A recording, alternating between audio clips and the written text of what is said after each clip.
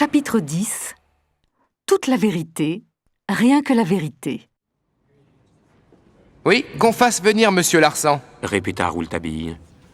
Des voix se levèrent dans la salle. Chacun regardait autour de soi, mais de Larsan, pas la moindre trace. Un gendarme s'approcha de la barre. Monsieur le Président, Monsieur Larsan a quitté le tribunal. On l'a cherché partout, mais nous n'avons pu le trouver. Voilà la preuve que vous attendiez. Tonitru à Rouletabille. Se sentant démasqué, il a préféré s'enfuir. Monsieur le Président, j'ai moi-même fait comprendre à Monsieur Larsan que c'en était fait de lui. Il a donc choisi la fuite. Vous ne le retrouverez jamais plus, car cet homme n'est autre que le criminel que toutes les polices du monde recherchent en vain. Sa véritable identité est Ballmeyer. Regardez ce rapport. L'audience fut suspendue tellement les réactions furent vives. Ballmeyer, le prestidigitateur du crime, Ballmeyer, qui avait quitté la France pour l'Amérique. L'audience reprit. Admettons, jeune homme, que Larsan soit Ballmeyer. Je vois le rapport de la police américaine ainsi que celui de Scotland Yard. Effectivement, l'homme sur les photos, ce Ballmeyer, présente une ressemblance troublante avec M. Larsan. Je vous crois. J'examinerai ce rapport plus tard. Vous nous avez expliqué l'énigme de la cour et de l'assassinat du garde-chasse. Mais le mystère de la chambre jaune reste entier. En effet, comment Ballmeyer est sorti de cet endroit? Ballmeyer est l'un des bandits les plus agiles et forts qui puissent exister sur Terre. Mais ce ne fut pas là un tour de passe-passe. Il est sorti normalement, par la porte. Expliquez-nous comment ça, normalement? Eh bien, j'ai divisé cette affaire de la chambre jaune en deux moments, avant et après. Larsan avait volé le sac de mademoiselle Mathilde Stangerson. Quand cette dernière mit une annonce sur le journal promettant une récompense à qui lui ramènerait sa clé, Larsan Ballmeyer la fit chanter. Quand il se rendit à la poste, il s'habilla comme M. Darzac, pour qu'on accuse ce dernier, car il s'était juré d'avoir la peau de M. Darzac. Il inventa un stratagème pour l'éloigner du château et agressa mademoiselle Stangerson dans la chambre jaune. Mais cela s'est passé l'après-midi, et non pas durant la nuit. Au moment de l'agression, Ballmeyer s'était déguisé et avait mis quelques vêtements du père Jacques, son béret, et pris des objets lui appartenant, son mouchoir par exemple. Quand il a voulu tuer mademoiselle Stangerson, elle s'est défendue et a tiré un coup de revolver, le premier que personne n'a entendu. Ballmeyer, blessé à la main, s'est enfui. Comme quelqu'un venait, Mathilde Stangerson n'a pas eu le temps de mettre sa chambre en ordre. Elle a juste essuyé la poignée de la porte couverte de sang, puis elle a rejoint son père dans le laboratoire. Le père Jacques a fermé toutes les fenêtres, comme il le faisait d'habitude. Elle a pu cacher les marques de strangulation qu'elle avait au cou avec un foulard ou un nœud. J'ai cru au début qu'elle avait déjà été blessée à la tempe, c'est pourquoi j'avais imaginé qu'elle portait les cheveux en bandeau. Mais ce n'est pas comme ça que les choses se sont passées. Aussi ai-je dû revoir toutes mes théories. Plus tard, et voilà le deuxième moment, Mathilde est allée se coucher, terriblement nerveuse et agitée. Elle a fait un cauchemar.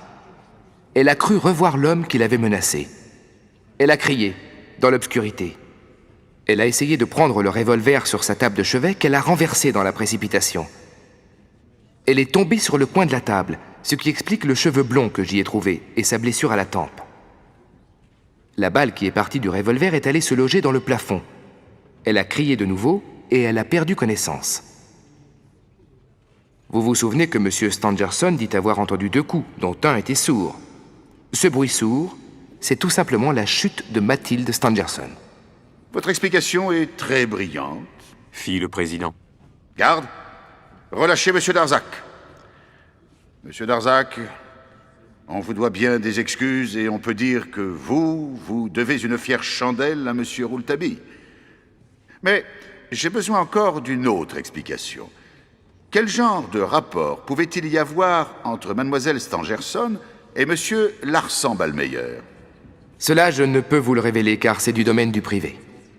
Tout cela est bien terrifiant. Conclut le président.